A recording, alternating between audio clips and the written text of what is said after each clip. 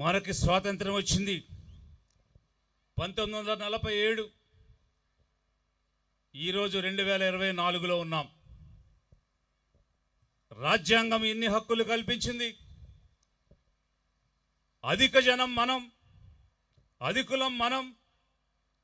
100కి 80% పైన ఉన్నటువంటి SC, ST, BC, మైనారిటీలు, ఇతర వర్గ పేదలు రాజ్యాధికారంలో అడుగు పెట్టలేకపోతున్నారు. స్వయం పాలన కోసం మనం పోరాటం చేశాం, స్వతంత్ర ఉద్యమాన్ని నిర్వహించాం. కానీ ఈ పేదలు అలాంటి స్వపరిపాలనలో అడుగు పెట్టలేకుండా ఉన్నారు. ఎందుకు? అసలు ఈ పేదలకు అధికారం కావాలా? ఈ పేద వర్గాలకు, ఈ ఎస్సీ, ఎస్టీ, బీసీ, మైనారిటీ వర్గాలకు అధికారంలో భాగస్వామ్యం కావాలా? ఆ అవసరం ఉందా? మనమందరం కూడా ఒక్కసారి ఆలోచించాలి. అసలు అధికారం అనేది మనకు అవసరమా? అలా అధికారంలో మనము అడుగు పెట్టగలిగే అవకాశం ఉందా? అలాంటి చట్టం ఏమైనా ఉందా? లేక అలాంటి మార్గం ఏమైనా ఉందా? వీటన్నిటికన్నా ముందు అసలు ఇది మనకు అవసరమా? ఒక్కసారి అందరూ ఆలోచించండి. ఈరోజు యూట్యూబ్ ద్వారా లైవ్ టెలికాస్ట్ చాలామంది మన వాళ్ళు కూడా చూస్తున్నారు. చూస్తున్న వాళ్ళు కూడా ఆలోచించండి. అసలు ఈ పేద వర్గాలకు అధికారం కావాలా? మనం ఏం చేస్తున్నాం? ఏ విధంగా జీవిస్తున్నాం? మన ఆలోచన ఏ విధంగా ఉంది? ఒక్కసారి మన మనసుల్లోకి తొంగి చూద్దాం. మన ఇళ్లల్లోకి తొంగి చూద్దాం. మనం నివసించే కాలనీల్లోకి తొంగి చూద్దాం. మనం నివసించే మన చుట్టూ ఉన్నటువంటి పరిసరాల్లోకి తొంగి చూద్దాం. అసలు మన మనోభావాలు ఏ విధంగా ఉన్నాయి? మనం ఏమనుకుంటున్నాం? ఒక్కసారి అవలోకనం చేద్దాం. మనం ఎలా ఉన్నామంటే బ్రతికేస్తున్నాం, బ్రతుకు ఈడ్చేస్తున్నాం. అంటే బతికేస్తున్నాం. 4 గింజలు సంపాదిస్తే ఏదో ఒక భోజనం జరుగుతుంది. ఆ భోజనం తిని కడుపు నిండింది కదా, ఓకే, బతికేస్తున్నాం. 4 జతలు బట్టలు ఉన్నాయి. సంక్రాంతికో జత, క్రిస్మస్కో జత, కొత్త సంవత్సరానికో జత, దసరాకో జత, దీపావళికో జత, అలా అప్పుడప్పుడు మార్చి 4 జతలు బట్టలు ఉన్నాయి. బతికేస్తున్నాం. తినటానికి తిండి దొరుకుతుంది, నొప్పి లేదు, బాధ లేదు, బతికేస్తున్నాం. బ్రతుకు సాగిపోతుందిగా, బ్రతుకు ఈడ్చేస్తున్నాంగా. వేసుకోవడానికి బట్టలు ఉన్నాయి, బ్రతికేస్తున్నాం. కుక్కల వలె, నక్కల వలె, సందులలో పందుల వలె, కుక్కల వలె, నక్కల వలె, సందులలో పందుల వలె గుంపులుగా 1, 2, 3, 4, 5 జంటలు ఒకే గదిలో కాపురాలు చేస్తూ గుంపులుగా బతికిస్తున్నాం. ఇది మన బ్రతుకు. పాదయాత్రలో చూశాను నేను, ఇళ్లల్లోకి వెళ్ళి చూశాను. ఒక్క గదిలో 1 జంట కాదు, 2 జంటలు కాదు, 3 జంటలు కాదు, 5 జంటలు ఒకే గదిలో కాపురం చేస్తున్నామని, ఇల్లు లేదని, ఇంటి స్థలము లేదని వాపోతున్న దీన గాథలు నేను పాదయాత్రలో చూశా. బతికేస్తున్నాం, గుంపులుగా బతికేస్తున్నాం.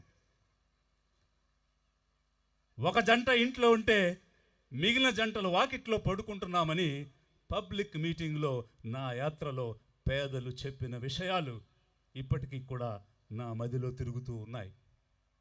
అయినా బతికేస్తున్నాం. ఏదో ఒకటి బ్రతకటమే కదా కావాలి.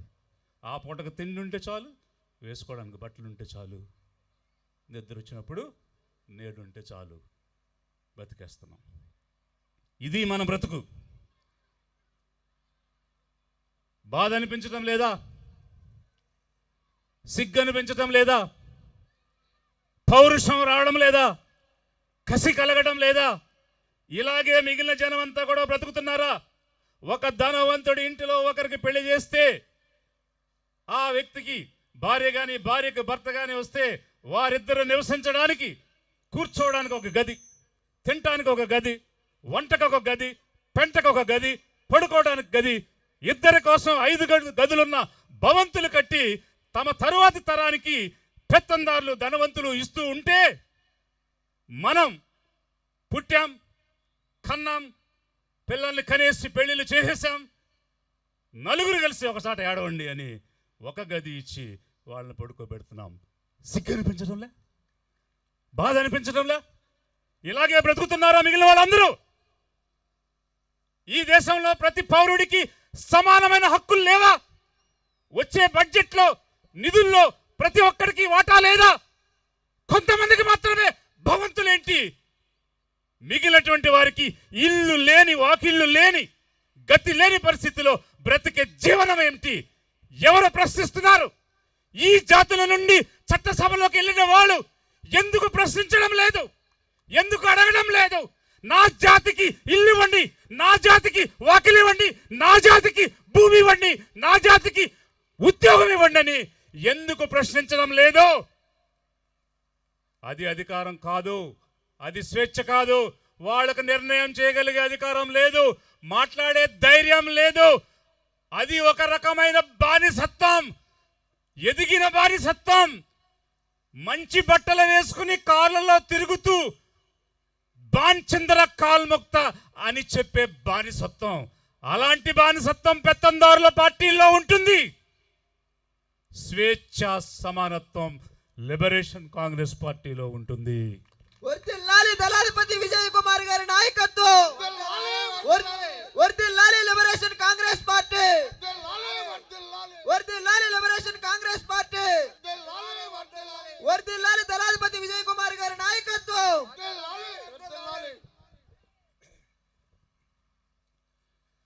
ఎలా బ్రతుకుదాం? ఏదో విధంగా బతికేద్దామా? ఏదో రకంగా బ్రతుకు ఇచ్చేద్దామా? లేక మనకు రావలసిన హక్కులు సాధించి మనం పొందవలసినటువంటి వసతులు, సౌకర్యాలన్నీ పొంది మన తాతలు ముత్తాతలు ఏ విధంగా పేదరికాన్ని అనుభవించారో, వారు పొలాల్లో పాలేరుతనం చేశారు, ఊళ్ళలో వెట్టి చాకరీ చేశారు, బానిసలుగా జీవించారు. అదే బానిసత్వాన్ని తర్వాత తరానికి వంశ పారంపర్యంగా అదేదో ఆస్తి అంతస్తు ఇచ్చినట్టు మనము చేసే కూలి పనే వాళ్ళకి ఇచ్చి, మనం చేసే శ్రమ పనే వాళ్ళకి ఇచ్చి, మనం చేసే బానిసత్వమే మన తర్వాత తరానికి కూడా ఇచ్చి అలా బతికేద్దామా? లేక మన కోసం రచించబడిన బాబాసాహెబ్ భీమరావు రామ్జీ అంబేద్కర్ రాసినటువంటి రాజ్యాంగంలో ప్రతి పౌరుల కోసం, ప్రతి పేదవాని కోసం, ప్రతి ఓబీసీ కోసం, ప్రతి మైనారిటీ కోసం ఏ ప్రభుత్వం అయినా ఏ విధంగా పని చేయాలి, ఎలాంటి రాయితీలు ఇవ్వాలి, వారిని ఏ విధంగా సమానత్వ దిశగా నడిపించి సమసమాజ స్థాపన కోసం పనిచేయాలని ఈ రాజ్యాంగం రాసిందో, మన కోసం రాయబడి ఎదురు చూస్తున్నటువంటి నియమ నిబంధనలు ఏవైతే ఉన్నాయో వాటన్నిటినీ సాధించడం కోసం అడుగు ముందుకు వేద్దామా? ఏదో విధంగా బతికేద్దామా? ఏం చేద్దాం? అడుగు ముందుకు వేద్దామా? ఇలాగే బతికేద్దామా? ఏం చేద్దాం? అడుగు ముందుకు వేద్దాం. అందుకోసం మీరు సిద్ధమవుతున్నారు. సిద్ధంగా ఉండండి. ఇక సిద్ధపడండి. ఇక మీదట పోరాటమే, ఇక మీదట యుద్ధమే. సాధించే వరకు యుద్ధమే, సాధించే వరకు పోరాటమే. సిద్ధపడండి, సిద్ధంగా ఉండండి. అవి కాదు మన బ్రతుకులు, అవి కాదు మన జీవితాలు. మన జీవితాలు మారాలి, మన బ్రతుకులు మారాలి. ముందు మనం మారాలి, మన ఆలోచన విధానం మారాలి. ఎందుకోసమంటే ఈరోజు పెత్తందారులు పార్టీలు ఉన్నాయి. ఎవరైతే మనలో బాగుంటారో, ఎవరైతే మనలో కాస్త మాట్లాడగలిగే వాళ్ళు ఉంటారో, ఎవరైతే కాస్త 10 మందిని కలపగలిగి నడపగలిగే వాళ్ళు ఉంటారో వాళ్ళకి ఎరవేసి వాళ్ళు తీసుకుంటారు, చిన్న చిన్న పదవులు ఇస్తారు, ఇచ్చి వెట్టి చాకిరీ చేయించుకుంటారు. ఏ రోజైతే వాళ్ళు పదవిలోకి వచ్చారో అప్పటి వరకు నువ్వు ఇంత అంతా అని చెప్పి పక్కనే నిలబెట్టుకుని అడిగినప్పుడు మందు పోసి ఆకలేసినప్పుడు తిండి పెట్టి పదవి రాగానే ఏం పని మా పిఏతో మాట్లాడు అంటారు. ఇది పెత్తందారుల పార్టీలో ఉండే నాయకులు చేసేటువంటి పని. అలాంటి అనుభవాలు కలిగిన పేద వర్గ నాయకులు అనేక మంది ఉన్నారు. ఒకవేళ పేదలు ఈ విషయాన్ని గ్రహించి ఐకమత్యమై మన కోసం మనమే నిలబడదాం, మనమే పోరాడదాం, మనమే సాధించుకుందాం అనే ప్రయత్నం గనక చేశారు అని అంటే వీరిని ముక్కలు ముక్కలుగా విభజించి వాళ్ళలోనే కొంతమందిని ఎంచి వాళ్ళతోనే వాళ్ళ వేళ్లతోనే వాళ్ళు కళ్ళు పొడుచుకునే విధంగా వీరిని వర్గాలుగా వైషమ్యాలు కల్పించి విభజిస్తారు. ఇది పెత్తందారుల ఆధిపత్య వర్గాల ఆలోచన విధానం. ఇలాంటి ఆలోచన విధానాన్ని గుర్తెరిగి దానిని ఎదిరించి నిలబడగలిగే సత్తా మీకు ఉందా? నిలబడతారా? ఓకే, ముందడుగు వేద్దాం. మనకి ఈ పెత్తందారుల ఆలోచన విధానానికి ఉన్నటువంటి తేడా చూడండి. మనల్ని ఐక్యం కానివ్వరు, ఐక్యంగా అడుగు ముందుకు వేయనివ్వరు. అందుకే అప్రమత్తంగా ఉండాలి. మొట్టమొదట మనం ఎక్కడి నుంచి అప్రమత్తంగా ఉండాలంటే మన పేద వర్గాలలోనే మనతోనే ఉండి మనతోనే మాట్లాడుతూ మనల్ని నిరుత్సాహపరుస్తూ మనల్ని వెనక్కి లాగుతూ వెనక్కి తోసేయడానికి మన మీద మనల్ని ఉపయోగించే అనుకూలమైనటువంటి శత్రువులతో మొట్టమొదట అప్రమత్తంగా ఉండటం మొదలు పెట్టాలి. అది గ్రహించాము అనంటే తొలి విజయం మనం సాధించినట్టే అవుతుంది.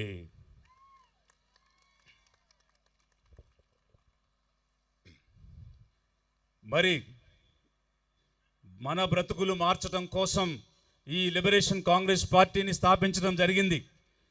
ఈరోజు మనం చిన్న చిన్న అవసరాల కోసం చిన్న చిన్న ఇబ్బందులు ఉన్నాయని ఇప్పుడున్న వ్యవస్థలో ఇప్పుడున్నటువంటి నాయకుల చుట్టూ తిరుగుతూ వారికి దండాలు పెడుతూ దస్కాలు చేస్తూ అడుక్కుంటూ తిరుగుతున్నటువంటి పరిస్థితిలో మన అవసరాన్ని ఆసరాగా తీసుకుని మన పరిస్థితిని ఆసరాగా తీసుకుని నిరంతరం వాళ్ళు ఏదో చేస్తున్నట్టు నటిస్తూ మనల్ని వారి గుప్పెట్లో ఉంచుకుని వారి అధికారాన్ని కంటిన్యూ చేయటం అంటే కొనసాగించేటువంటి కార్యక్రమమే ఈరోజు జరుగుతూ ఉంది. రాజకీయ ముఖ చిత్రం ఏ విధంగా ఉంది? మనం చిన్న చిన్న అవసరాల కోసం ప్రలోభాల కోసం వారి వెంట పడుతున్నామని వారు ఇచ్చింది తీసుకుని చిన్నది ఇచ్చినా తృప్తి చెందుతారని చిన్నవాళ్ళు వీళ్ళు చిన్నగా ఇస్తే చాలు వీళ్ళని లోపరుచుకోవచ్చు అనే అభిప్రాయం ఈ పెత్తందారుల్లో ఉంటుంది.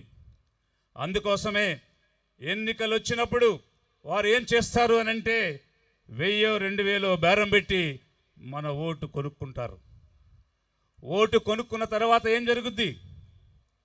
వాళ్ళు 5 సంవత్సరాలు కోట్లు సంపాదించుకుని భూములను బంగారాలను భవంతులను అంతస్తులను పెంచుకుంటూ వెళ్ళిపోతూ ఉంటారు.